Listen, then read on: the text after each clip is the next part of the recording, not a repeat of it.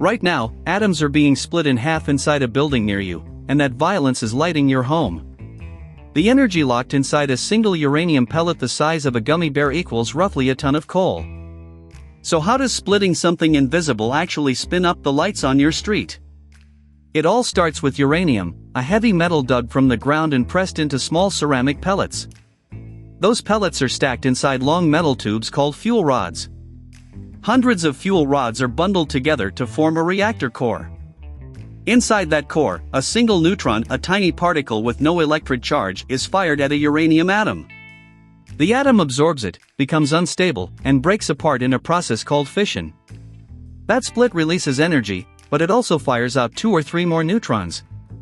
Those neutrons hit more uranium atoms, which split and release even more neutrons.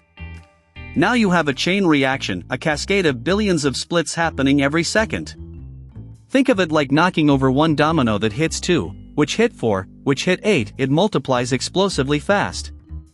All of that splitting releases an enormous amount of heat. That heat is absorbed by water flowing around the fuel rods. The water is kept under such high pressure that it cannot boil, it stays liquid even at 300 degrees Celsius.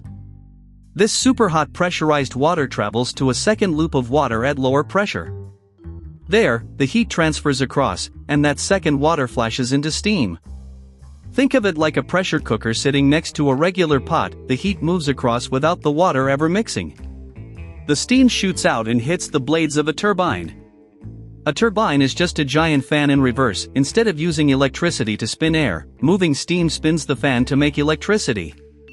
The spinning turbine turns a shaft connected to a generator. Inside the generator, coils of copper wire rotate inside a magnetic field. That rotation pushes electrons through the wire, and that flow of electrons is electricity. The electricity travels out through power lines directly into homes, hospitals, and factories. Meanwhile, the spent steam is cooled back into water and cycled around again.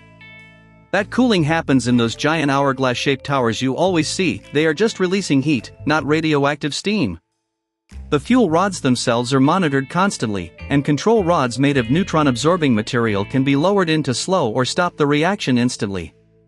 Nothing burns, nothing explodes, the whole system is designed to lose heat and slow down naturally if something goes wrong. So a nuclear plant is really just an extraordinarily sophisticated kettle. Split atoms boil water, water makes steam, steam spins a turbine, and a magnet does the rest.